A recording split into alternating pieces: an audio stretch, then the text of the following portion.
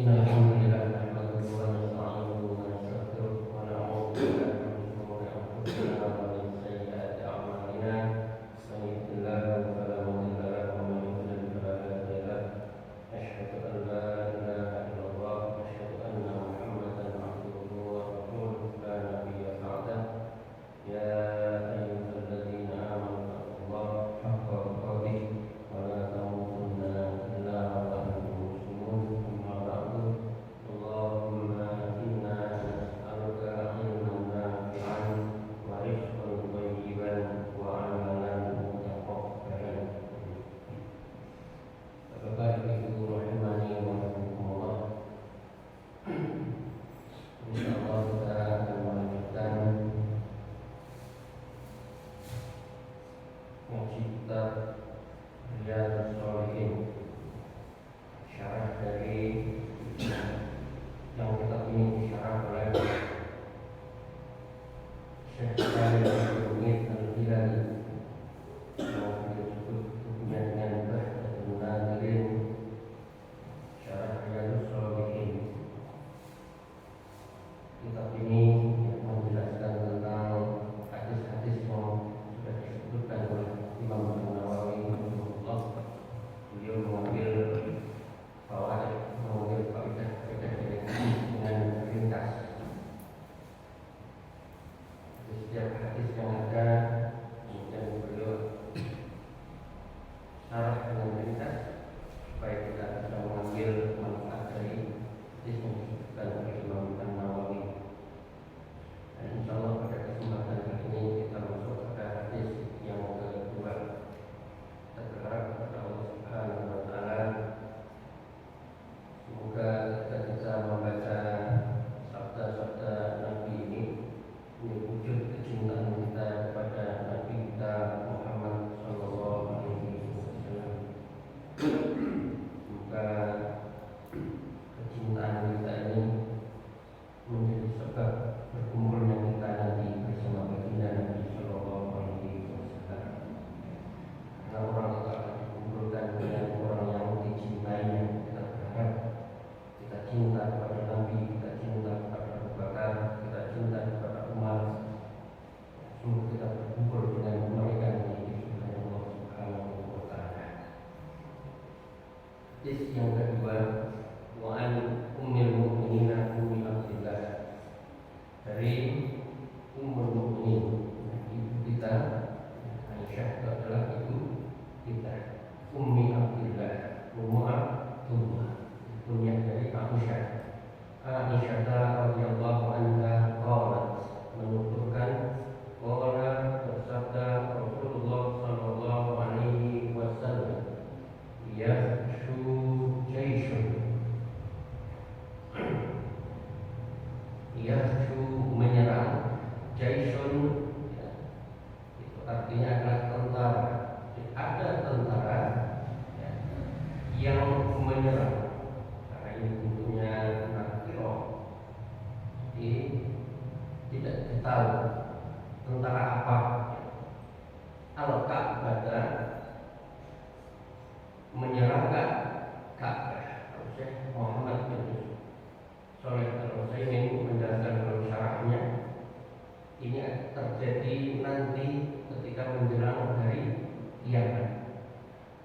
Berarti menunggu ya kapan ini akan terjadi nanti pada hari menjelang hari kiamat. Fa idza kanu bi Baidah, mereka berada di suatu tempat, minal ardi, di salah satu bumi di atas permukaan bumi ini, suatu tempat yang lapang, dan mereka nyampe pada tempat itu. Yusafu bi awwalihim wa akhirihim, dibenamkan. Mereka itu dibenamkan. Siapa yang membenamkan? Allah Subhanahu wa taala. Masyhur tentunya tidak disebutkan. Allah membenamkan, dan karena nanti bentuknya tidak disebutkan fa'ilnya, pelakunya. Allah membenamkan. Jadi yusaf, dibenarkan. Ini untuk menunjukkan apa? Bahwa yang dibenarkan itu adalah makhluk yang buruk. Kenapa? Mereka pengen merusak Ka'bah. Allah tidak menyebutkan namanya, karena yang dihancurkan ini adalah orang-orang yang berperilaku buruk. Yusaf. Pentingnya belajar bahasa Arab sebelum belajar hadis. Jadi maknanya seperti ini. Yusaf bi awwalihim wa akhirihim. Dibenarkan, ya, semuanya yang paling awal sampai paling akhir. Tentara itu semuanya dibenarkan oleh Allah Subhanahu wa taala. Qalat, maka Aisyah radhiyallahu anha bertanya, ya Rasulullah, wahai Rasulullah sallallahu alaihi wasallam, kaifa yuhsabu, ya, bagaimana yuhsabu dibenarkan bi awwalihim wa akhirihim, ya, dari yang berada di barisan yang terdepan sampai barisan yang paling belakang itu, bagaimana mereka semua dihancurkan, benarkan dulu. Wa fihim, dan di antara mereka, sebagian dari mereka, di tengah-tengah mereka, aswaquhum, suk pasar, karena orang yang bagian logistik atau orang yang berdagang misalnya. Wa man laisa minhum, yang tidak bagian dari mereka. Yang mereka, ya, tidak murni 100% ya, untuk menyerang Ka'bah. Ya. Artinya tidak semua di tentara barisan paling depan sampai belakang ini punya niatan yang sama untuk menghancurkan Ka'bah. Ada mungkin mereka itu yang ikutan. Mereka ada yang niatnya betul-betul kuat dengan menghancurkan Ka'bah. Ya. Ada yang mungkin dipaksa tentara. Ada yang orang berdagang di sana. Gak pola Rasulullah SAW menjawab, yuhsabu bi awwalihim wa akhirihim. Semua dibenarkan dari barisan yang paling depan sampai paling belakang, semuanya. Summa yub'atsuna, kemudian dibangkitkan pada hari kebangkitan nanti, ala niyatihim, berdasarkan niat masing-masing. Muttafaqun alaih, hadza lafzul Bukhari. Ini hadis diriwayatkan oleh Imam Bukhari dan Muslim, dan redaksinya juga oleh Imam Bukhari. Ya. Kita akan ambil faedah dari hadis. Yang pertama, ya, kita, ya, pelajaran pertama, supaya menjauhi orang-orang yang suka berbuat zalim. Ini sekaligus peringatan supaya apa? Menghindar agar tidak bergaul dengan mereka, orang-orang yang berbuat zalim, atau bergabung dengan mereka, ya, berkumpul dengan mereka. Mereka siapa? Orang-orang zalim itu, orang-orang jahat. Karena kenapa? Ini memiliki efek ketika karena tertimpa musibah karena perbuatan zalim mereka, kita pun akan kena efeknya. Ini bahayanya ketika berkawan dengan orang yang zalim atau orang yang perilakunya jahat. Tentunya tidak meninggalkan begitu saja. Maksudnya apa? Tidak, ya, menjadi teman setia, selalu bersamanya. Hati-hati orang-orang yang suka berkumpul dengan orang-orang yang ahlul maksiat. Dan dampaknya kan dirasakan oleh semuanya. Lebih umum lagi, mungkin dalam suatu kampung, ya, ketika ada kezaliman, ini berbahaya. Inilah pentingnya faedah selanjutnya, pentingnya amar ma'ruf nahi munkar. Kadang ada orang, apa urusanmu? Mau saya maksiat-maksiat sendiri kok, kamu yang ribut. Misalnya gitu, membela diri. Tidak, karena ketika kamu berbuat buruk itu, dampaknya akan semuanya akan merasakan. Ini bahaya ketika meninggalkan amar ma'ruf nahi munkar. Kita semua yang baik, ya, yang soleh harus mensolehkan yang lain, ngajak orang lain untuk berbuat baik dan mencegah perbuatan munkar mereka. Pentingnya sampai selanjutnya amar ma'ruf nahi munkar, mendakwai mereka, mengajak mereka kepada kebaikan dan melarang mereka untuk berbuat benar. Karena apa? Ini berbahaya. Ya. Kalau penduduk sini, Richard ini di sana di ujung sana, langsung dilakukan haji di sini. Mungkin ada di sana, belum bangun sekarang. Apa efeknya? Tidak sholat itu besar sekali dosanya. Orang meninggalkan besar sekali. Ini pentingnya mengajak orang. Ini ketika nanti ditimpa musibah raya ini, kita pun akan kena. Ada yang kena azab ini kena. Dan ketika dihancurkan, semua mendapatkan ya, musibah.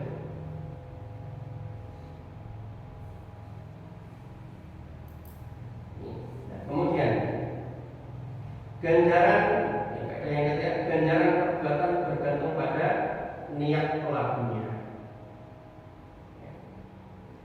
Jadi tidak sama. Jadi disebutkan di situ bahwasanya ya, mereka ada yang bagian logistik, gitu. Orang yang mengatur makan.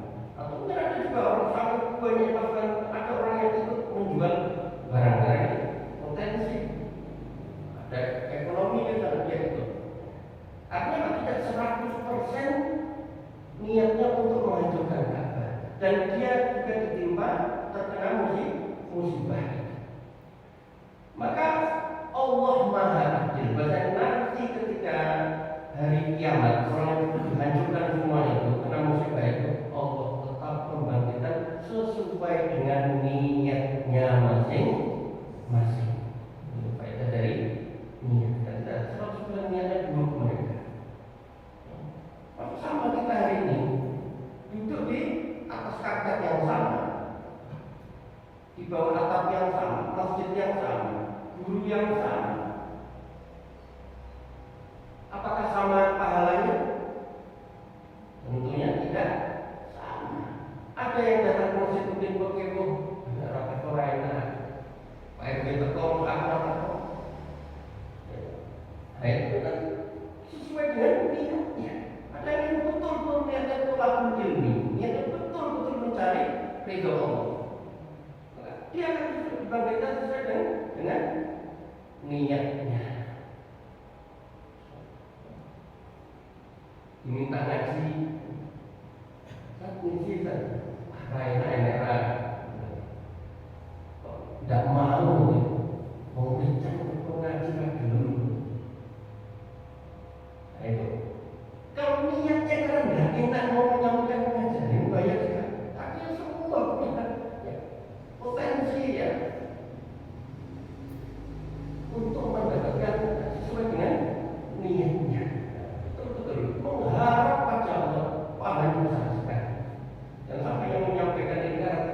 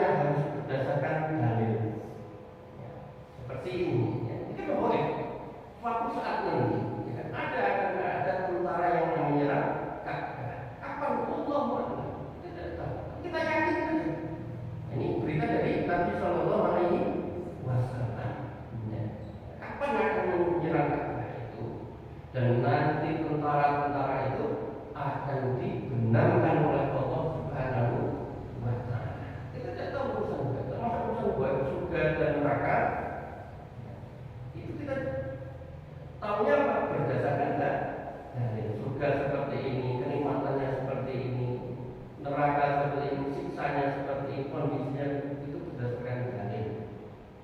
Ya. Dari mana? Dari Al-Quran ataupun Sunnah. Dokter ya, Mahir Mansur, Profesor Mansur, kami mengatakan maka untuk urusan surga neraka tidak boleh menggunakan dalil yang lemah, harus dalil yang sahih. Karena ini urusan akidah. Nah, untuk ini berdasarkan apa? Hadis muttafaqun alaih, kesepakatan Bukhari dan Muslim. Untuk penyerangan Ka'bah ini juga dulu pernah. Yaitu siapa? Abroh dan tentaranya. Kita ketika menafsirkan surat Al-Fil. Dan ada. Dan kita juga melihat ya, kita membaca sejarah itu bahwa mereka dihancurkan oleh Allah. Dan Allah menunjukkan kekuasaannya. Kalau dulu dihujani dengan apa? Ya, min sijil ya, yang dibawa oleh toiron ababil, oleh burung yang berbondong-bondong. Dan dihancurkan secara semuanya. Belum sampai ke Ka'bah. Kemudian faedah selanjutnya, Allah akan melindungi ya, rumahnya. Dan dia ya, Allah Subhanahu wa Ta'ala. Maka Ka'bah itu adalah rumah Allah Subhanahu wa Ta'ala, tempat yang mulia, tempat yang suci di atas permukaan dunia ini. Maka Allah lah yang akan menjaganya. Dan Allah sudah membuktikan bahwasanya rumah Allah dijaga oleh Allah Subhanahu wa Ta'ala. Meskipun pernah kita baca sejarah bahwasanya dahulu pada dinasti Fatimiyah Ka'bah itu pernah diserang oleh orang-orang Syiah waktu itu. Dan di situ dibunuh ribuan manusia yang haji. Dan Hajar Aswad itu sudah dicongkel juga. Alhamdulillah, itu pernah dalam sejarah umat Islam. Apakah kita mengatakan Allah sudah menjaganya? Dengan segala hikmahnya takdir, dengan segala hikmah Allah sudah mentakdirkan. Dan subhanallah, Masya Allah, kita kembali lagi ketika umat Ahlus Sunnah wal Jamaah ya, bisa menguasai Masjidil Haram. Nah, ini hadis yang kedua. Hadis yang ketiga, wa an Aisyah radhiyallahu anha, dari Aisyah radhiyallahu anha. Ini Aisyah kembali yang meriwayatkan hadis Ummul Mukminin. Ini Aisyah itu urutan keempat dalam meriwayatkan hadis. Banyak sekali beliau meriwayatkan hadis dari Nabi 2210. Hadis 2210 hadis, mengambil hadis dari Nabi sallallahu alaihi wasallam. Qalat menuturkan, qala Nabi sallallahu alaihi wasallam, Nabi sallallahu alaihi wasallam bersabda, la hijrata, tidak ada lagi hijrah, ba'dal fathi, ya, setelah penaklukan atau pembebasan kota Mekah. Kata-kata fatah ini digunakan oleh ahli sejarah umat Islam. Jadi ketika umat Islam ya datang ke suatu negeri itu namanya fatah atau futuhat. Karena umat Islam membuka, bukan faitah, bukan untuk menjajah, bukan untuk menguasai, tetapi apa? Membuka. Dan makna membuka ini maknanya apa? Membuka apa? Hidayah dari kesyirikan, membuka kepada pintu hidayah. Maka orang-orang yang boleh, orang-orang kafir dibuka ya, untuk memeluk agama Allah. Ini makna fatah. Dan makna fatah selanjutnya apa?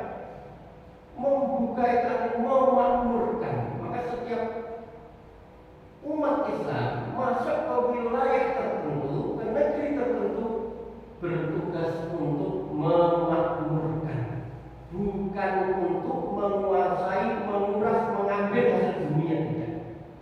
Maka kita saksikan dalam sejarah kata Futuhat ini, semua negeri yang dibuka oleh umat Islam, negerinya makmur.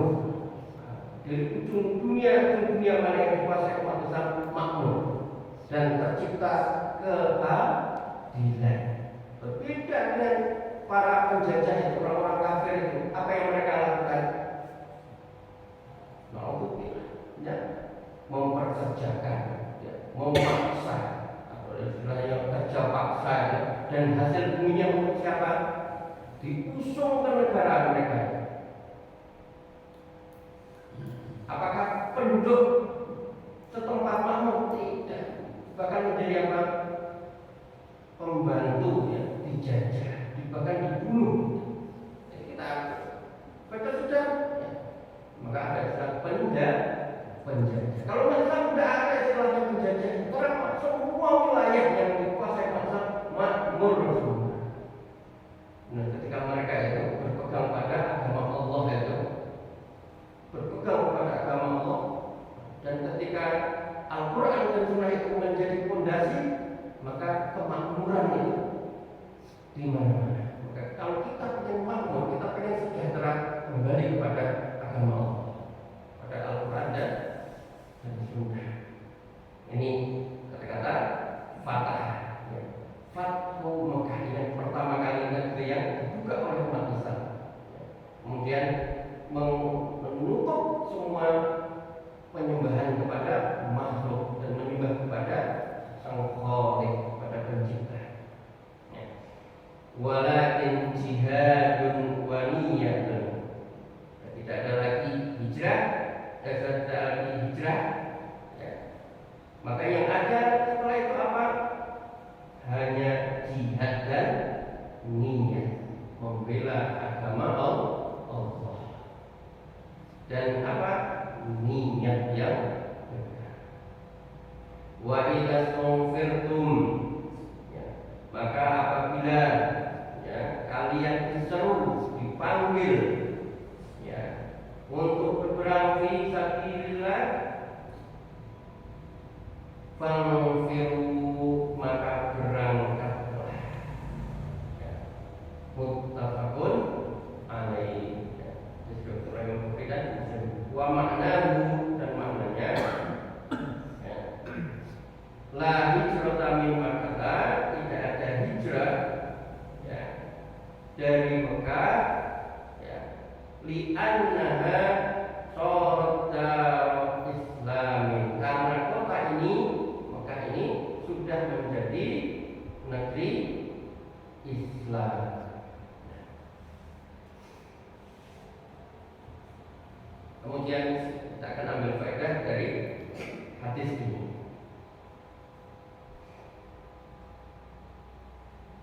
Pertama, penghapusan kewajiban hijrah dari Mekah ke Madinah. Kenapa? Karena kota itu sudah menjadi darul Islam, sudah menjadi apa? Darul Islam, negara Islam. Kalau dulu memang sebelum Mekah itu dikuasai, diwajibkan untuk hijrah. Hijrah pertama ke Ethiopia. Kemudian hijrah berikutnya yang jumlah besar kemana? Ke Madinah, itu diwajibkan. Nah, karena kondisinya tidak memungkinkan untuk menjalankan syariat Allah, maka diperintahkan umat Islam untuk hijrah. Kemudian ini juga berlaku untuk kota-kota yang lainnya. Hijrah ini bermakna memiliki dua makna. Yang pertama, maknanya apa? Hijrah makan, hijrah tempat. Orang hijrah dari kota satu ke kota yang lain. Maka ini nanti melihat ada yang hijrah itu wajib. ketika seseorang di wilayah tertentu di kampungnya dia tidak bisa menjalankan syariat Allah, bahkan dihalang-halangi untuk menjalankan syariat Allah, maka orang seperti ini wajib hukumnya untuk hijrah. Kenapa Amerika? Alhamdulillah diberikan ibadah nyaman, tenang, ya. Ngaji seminggu berapa kali ngaji? Masya Allah, banyak sekali, makmur sekali masjidnya. Selalu sholat jamaah ramai masjidnya, ya. Masyarakatnya baik, makanya saya hijrah ke Merica. Kalau di tempat itu tidak bisa seperti ini, bahkan dihalang-halangi ayat. Makanya seperti ini wajib untuk hijrah. Dan juga tidak boleh kita hijrah ke tempat maksiat. Kalau mau pindah, ya, dapat ya tempat kerja, ya, di mana di Jogja, nyari rumah di Jogja, cari tempat yang baik. Kok ada tempat buruk? Wah, ini cocok kayaknya. Nah, tidak boleh hijrah ke tempat yang di situ, ya, maksiat semuanya ada, bahkan mudah saling mendukung. Masa kamu tidak boleh hijrah ke tempat itu? Oh, tidak, nanti saya berdakwah di sana. Hati-hati, malah tidak lain kan, kenal mereka. Hati-hati datang ke tempat maksiat. Saya mau berdakwah.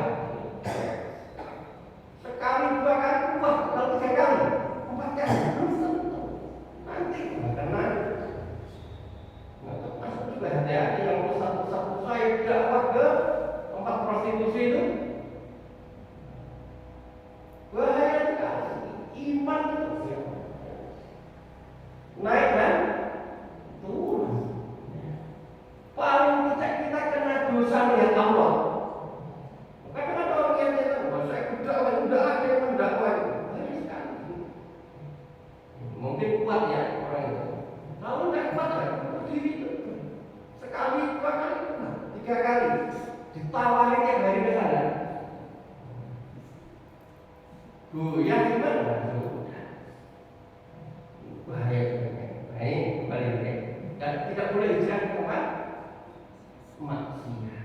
Termasuk saya dapat beasiswa ke luar negeri. Ternyata tempat maksiat semua di sana. Hanya saya pikir-pikir ulang. Harus saya pikir-pikir ulang. Kalau memang betul-betul tidak mendesak, tidak usah.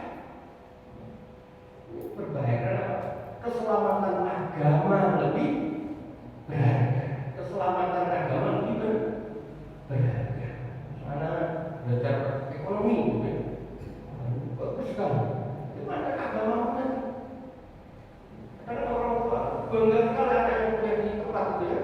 Wah, kalau ada tempat masak ini ya harus hati-hati. Kalau tempat ekonomi banyak kita harus di sana. Harus seperti bangunan itu.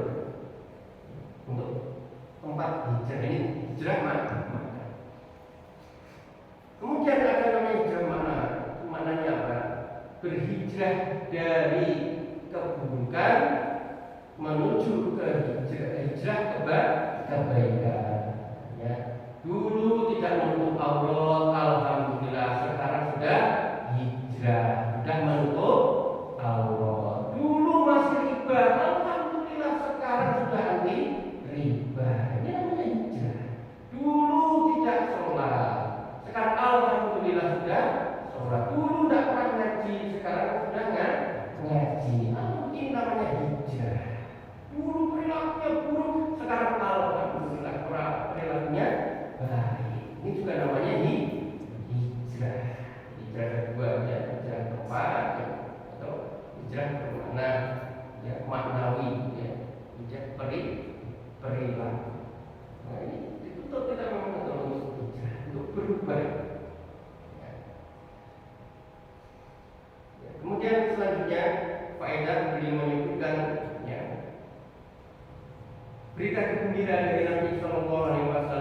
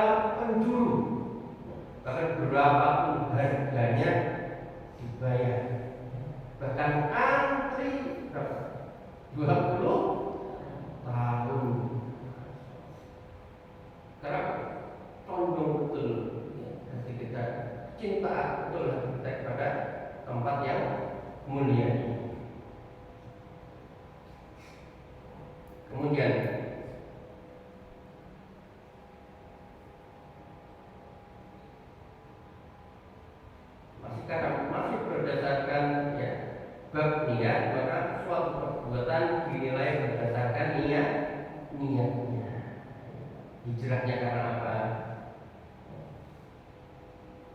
Dan ada orang hijrah itu yang nanti pembahasan selanjutnya bertobat, bertobat. Ada orang dia suka mabuk-mabukan, suka maksiat, atau suka judi. Pada Allah sakit dia, gagal ginjal, atau udah tidak pernah judi karena sudah bangkrut. Pak tidak pernah minumnya juga. Alhamdulillah saya sudah tobat. Tobatnya kerongkok. Ini niatnya beda. Niatnya apa? Karena tadi sakit. Ternyata berobatnya alhamdulillah mari sembuh, ngombe nih. Nah, ini kan niatnya tidak lurus. Uangnya terkumpul lagi banyak, kayak apa? Judi lagi. Hijrahnya tadi apa? Tidak lurus ternyata. Ya. Nek loro wae di masjid, bar mari. Nah, ini tidak lurus niatnya. Tulus karena Allah Subhanahu wa Ta'ala. Kemudian faedah selanjutnya ini tentang keutamaan jihad. Sebutkannya tentang jihad. Orang mati syahid ini utama sekali. Banyak memiliki keutamaan. Orang yang mati di jalan mengangkat senjata untuk membela agama Allah. Disebutkan dalam beberapa kali dia tidak akan terkena fitnah kubur, dia tidak akan apa? Dia akan masuk surga tanpa hisab. Karena ya cukup lah, ya pedang yang apa? Yang ada di depan matanya itu, ya. Kilatan pedang ya. Terus menerus yang ada di depan wajah itu cukuplah itu menjadi fitnah dia, ujian dia.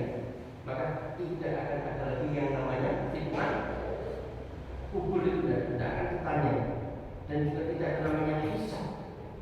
Tidak, ada yang masuk surga tanpa hisab.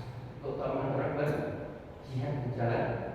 Tapi orang yang memang di setting sekarang itu menakutkan sekali dengan kata-kata jihad. Ngomong jihad teroris. Ini syariat Allah. Ini syariat tidak akan terus tetap ada. Tetap berarti momennya akan tetap ada. Kita tidak pernah mengerti. Ya. Ternyata suatu saat dijajah lagi itu. Kita membela agama Allah. Membela agama Allah. Kita dapat dengan jihad. Maka kalau tidak ada jihad, tidak akan tegak agama ini. Kalau orang sudah ketakutan kalau sudah berbicara tentang jihad. Padahal kita tidak jihad kecuali memang ketika didolimi. Dan maksudnya ketika berjihad. Karena untuk membela agamanya di perangi baru perangi. Maksudnya tidak serta-merta berjihad. Kemudian hadis yang berikutnya, hadis yang keempat.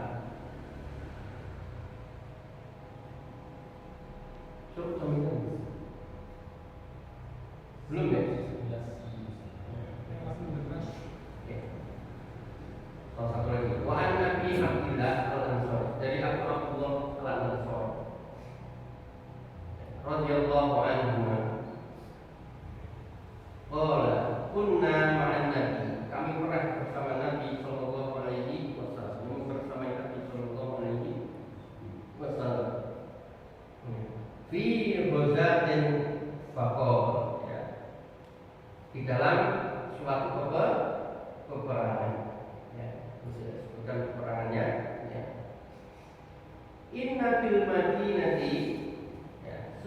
sesungguhnya di Madinah lari jalan ya, ada beberapa orang. Ya, sungguh ada beberapa orang. Masih beberapa orang yang tinggal di Madinah, maknanya orang tidak ikut berperang. Ya. Masih tidaklah ya melewati jalan suatu perjalanan, wala qatatum wadiyan, tidak membelah wadiyan lembah yang berjalan ya. Illa kanu ma'akum, melainkan hakikatnya ya, mereka bersamamu ya. Habasumul margo, mereka ya tidak ikut berperang. Kenapa? Karena sakit, ditimpa sakit.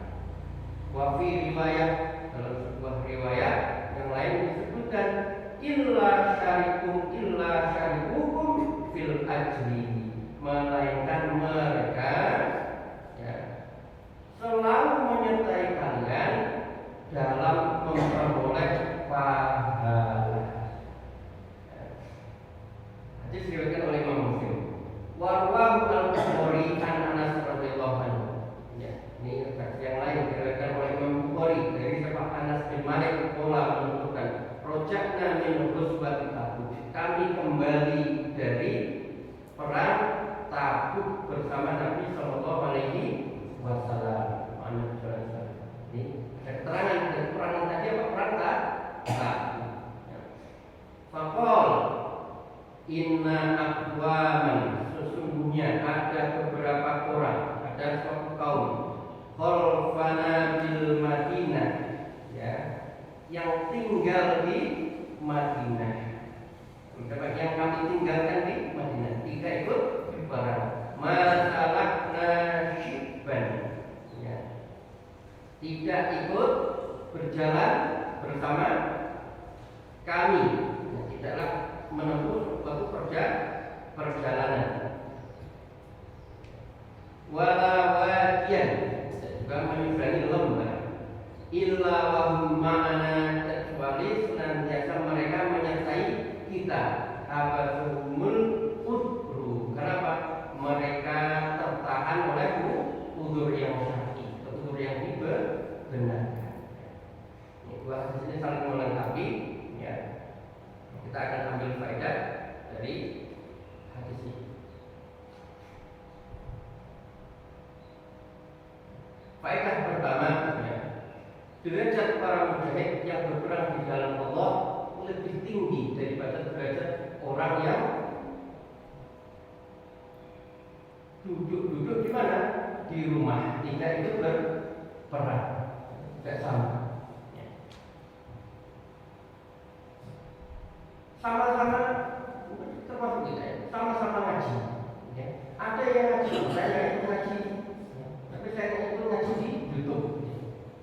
Tidak sama pahalanya, walaupun sama-sama rekamannya, sama-sama itu ngajinya. Mungkin ada yang ngaji itu live streaming itu ya. Ini tidak sama pahalanya. Kita ada nanti faedah dari majelis ilmu ya. Kemudian faedah selanjutnya, orang yang memiliki alasan ya, yang syar'i tadi ya, karena lemah fisik ya, atau tidak bisa berjalan, sakit ya, ini nanti bisa mendapatkan pahala yang sama dengan orang yang sehat. Saya Muhammad Soleh mensyarah hadis ini memiliki beberapa syarat. Salah satu syaratnya apa? Dia terbiasa. Ya. Orang yang sudah terbiasa ya, beribadah, kemudian udur tidak bisa melakukan ibadah tersebut, maka dia mendapatkan pahala sebagaimana seperti dia terbiasa beribadah. Imam Bukhari ya menyebutkan dalam tidak maridul abdu ya au safirun kutiba lahu mislu ma kana ya'mal muqiman shahihan. Kalau orang itu sakit atau sedang safar, maka dia ditulis ya untuknya itu apa sebagaimana dia ketika mukim dan ketika dia sedang sehat. Tiap hari dia sholat jamaah, tapi qadarullah ya dia meriang seminggu tidak bisa ke masjid. Maka seminggu sholatnya di atas kasur itu sama atau dihitung sebagaimana dia biasanya sholat berjamaah, walaupun sholatnya di rumah. Karena apa? Terbiasa sholat berjamaah di masjid. Karena dia punya niatan niatannya kuat sebenarnya ingin ke masjid, tapi apa? Sakit. Kalau di sini tadi dicontohkan, ya tidak ikut perang, tidak ikut perang. Kenapa? Sakit apa? Pahalanya sama. Ya.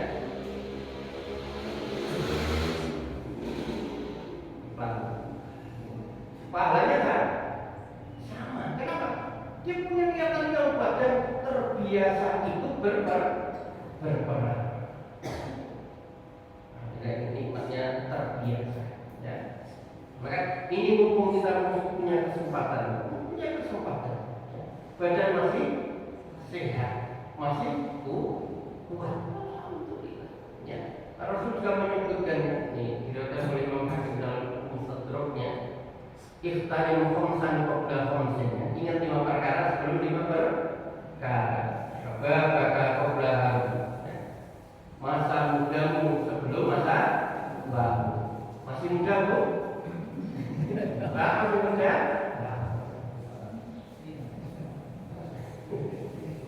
Nah, ini mumpung masih nanti ketika tua nanti, karena mudanya sering ke masjid, sering puasa, sering datang ke pengajian, nanti ada masa tua nggak bisa.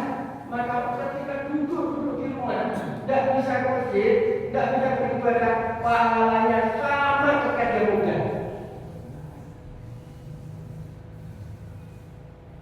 Tapi ada orang sadar dengan semua. Aku masih betul. Sudah. Karena masa mudanya kan mumpung masih setengah dua. Masih ada kesempatan selanjutnya. Kita wasihat kabuk belasa komisa. Mumpung masih sehat sebelum sakit. Mumpung sehat, maka untuk sebanyak-banyaknya beribadah. Nanti kalau sakit itu berbaring itu harus dimukul berhari-hari di rumah sakit. Berbaringnya di rumah sakit dihitung sebagaimana ketika sehat. Karena ketika sehat ibadahnya pol-polan. Allah berikan kesempatan untuk masih sehat. Kemudian ya, masa selanjutnya adalah ketika kamu cukup, ketika kamu banyak uang untuk belakang sebelum kamu fakir. Mumpung masih banyak duit ini, mumpung masih awal bulan, awal pertengahan ini, mumpung kita masih punya uang yang cukup, sering infak, sering berbelanja. Nah, kalau sudah usahanya sudah banyak yang sebelumnya gunakan. Nanti ada masanya mungkin kita pahit, mungkin kita tidak punya, pengen sekali infak, yang tiap hari dia berbagi, tiap hari infak. Belalai qadarullah tidak punya uang untuk infak, maka hari itu dihitung dia berinfak, di hari itu dihitung berbagi. Karena biasanya berbagi. Biasanya ke masjid tiap sholat subuh bawa duit. Belalai dimiliki lagi. Ya, lupa betul. Maka hari itu dihitung dia infak. Karena biasanya infak. Belalai kolak lagi. Ini nikmatnya, niat dia. Kemudian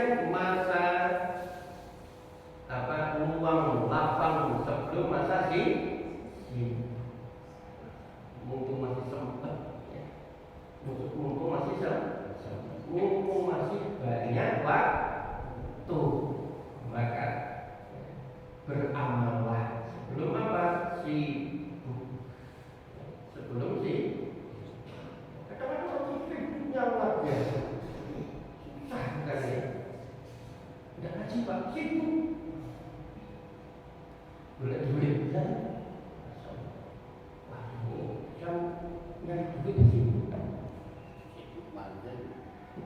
baru sama, bahkan lebih awal. Orang semua di Indonesia aku bablas deh. Masa? Berapa? Kok baru itu duit kan? Kumpul duitnya tambah sibuk, ngitung dulu. Itu tujuannya kan, ragil ngaji boleh seminggu itu tak sempet. Baru duit oke, boleh tambah sibuk. Yang mumpung masih sempet, udah waktu lapang. Biasakan orang menunda-nunda. Kemudian yang terakhir, hidupmu sebelum mati. Mumpung masih hidup, malam minggu begitu. Mumpung masih hidup. Tadi pilihannya banyak, ya. Pilihannya banyak. Pertama, mudah. Misalnya mereka, tapi hidup sehat tak? Sempat tak? Masih hidup, segera beramal, jangan menunda. Masa itu, masa itu loh itu bersegera. Disegerakan oleh Imam Hakim. Wallahu a'lam bishawab. Faedah ambil dari disebutkan oleh yang ditulis oleh Imam An-Nawawi dan disarah oleh Syekh Salim Ibnu Al-Hilali. Juga bermanfaat dan yang terpenting bisa kita amalkan.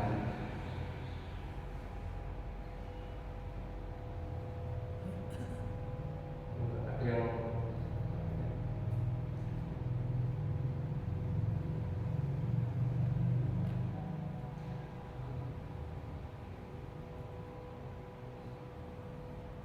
betul alhamdulillah.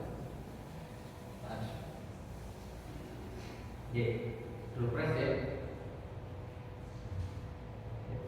Gara-gara tadi disinggung surprise udah ada yang menjawab. Ya. Hijrah, mana hijrahnya kedua? Semoga siapa yang bisa menunjukkan.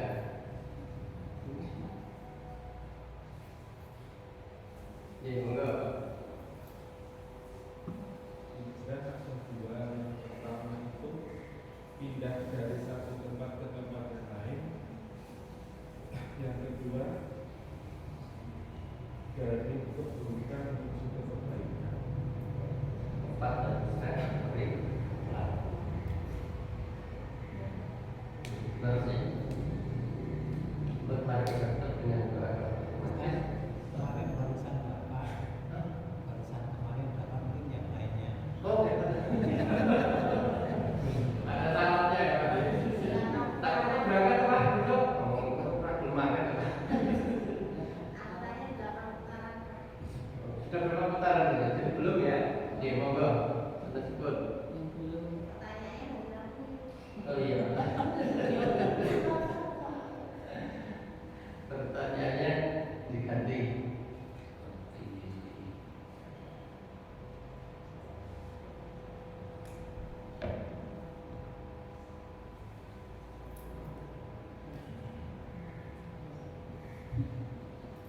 Tentang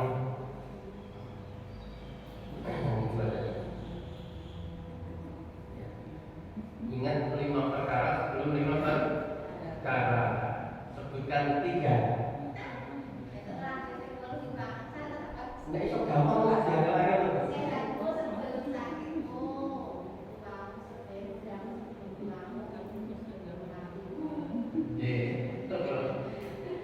Dapat Pak. silakan. Oke, kalau